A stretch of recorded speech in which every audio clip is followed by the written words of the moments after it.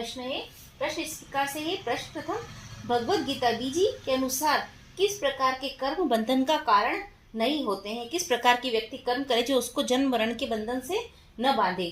Option में सामाजिक कर्म, निष्काम कर्म, ईश्वर को अर्पित कर्म और सकाम कर्म। तो इसका राइट आंसर हो जाएगा निष्काम कर्म और ईश्वर को अर्पित कर्म। इसका राइट आंसर दूसरा और तीसरा दोनों इसके राइट आंसर है। ऑप्शन में दोनों दिए गए थे।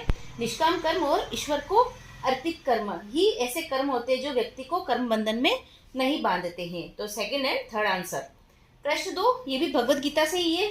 भगवत गीता में पूछा गया है किस कारण से योग सिद्ध नहीं होता है? किस कारण से योग सिद्ध नहीं होता है? ऑप्शन है उपयुक्त आहार एवं विहार, युक्ति पूर्वक कर्म, उपयुक्त शयन व जागरण और उपयुक्त कर्म।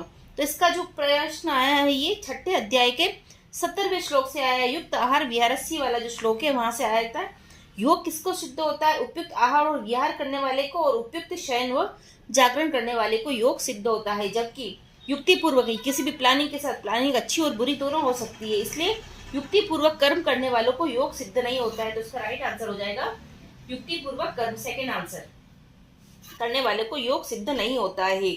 और बाकी उपयुक्त कर्म में भी सब आ जाएंगे, इसलिए ये राइट नहीं होगा। तो इसका सेकंड आंसर युक्ति पूर्वक कर्म ही इसका सही आंसर होगा।